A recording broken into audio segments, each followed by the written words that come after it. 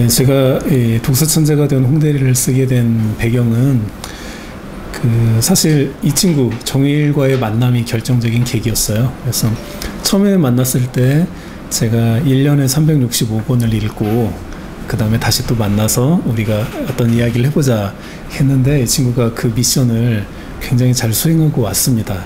그런데 그 당시만 해도 이 친구가 상당히 좀 힘든 환경이 있었어요. 그 집이 참 너무 힘들고 개인적으로 힘든 환경이 있었는데 365권 미션을 끝내고 정말 뭐 1000권, 2000권 이렇게 넘어가면서 정말 어떤 88만원 세대보다 못했던 처지에서 CEO로 영화관의 CEO로 변신을 하고 그리고 정말 억대 연봉자로 변화하고 그리고 또 자신의 수입도 기부를 하고 아프리카의 우물도 파고 그리고 또 자기 밑에 그 학생들이나 또는 뭐 환자들 이런 사람들의 멘토로 성장해가는 모습을 보고 아 이렇게 좋은 건데 이걸 이 친구 사례 하나로 끝내서는 안 되겠다.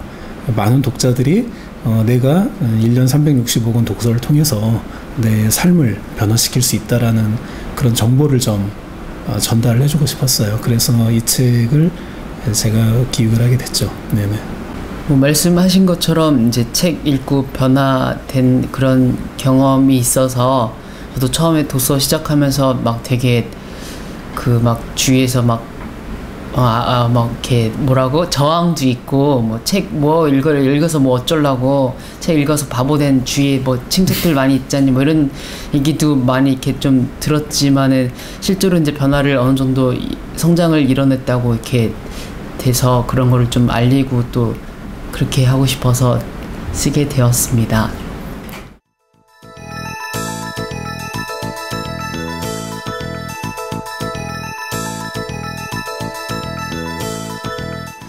책을 읽으면 읽을수록 내가 직접적으로 변화하는 것을 체감을 할 수가 있어요. 그리고 실제로 그 결과가 작은 게 아니라 굉장히 거대합니다. 그런 것들이 저에게 그 어떤 기쁨과 흥분, 뭐 쾌감, 뭐 희열 이런 것들을 많이 줬기 때문에 뭐 책을 읽으면 읽을수록 깊이 계속 빠져들어가게 되었어요.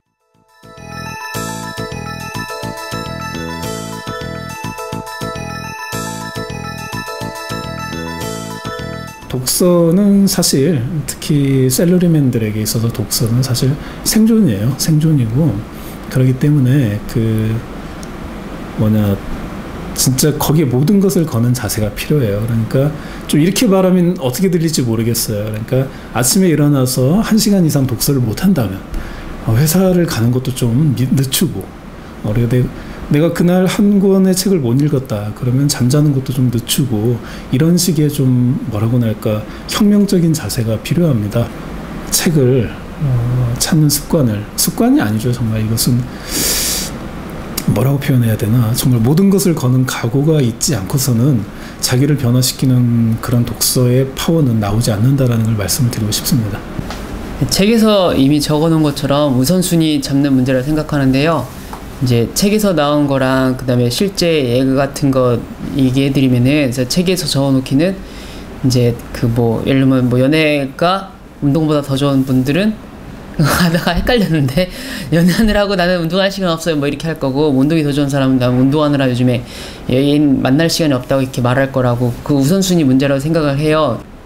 독서를 더 어려워하는 분이 있어요. 그러면 독서를 안 하고 막 영어 공부를 하더라고요. 그러니까는 자기가 영어가 더 어려운 분들은 독서를 하게 되니까 영어를 하고 나서 쉴 때 독서를 해라 뭐 이렇게 해서 하기 싫지만은 더 중요한 것부터 하고 그렇게 안 하면 이제 계속 바쁘다 이러면서 못 하게 되니까는 중요한 일부터 하는 거.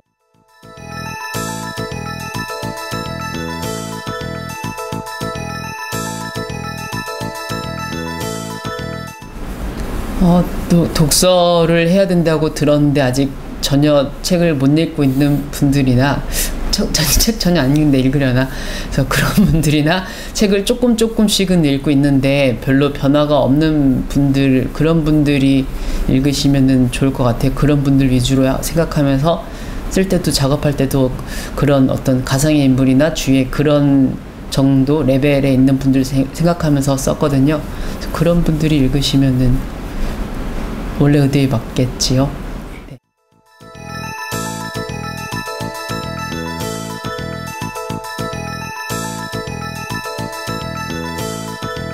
내가 만약에 여기 홍대리처럼 마케팅 분야에 있다.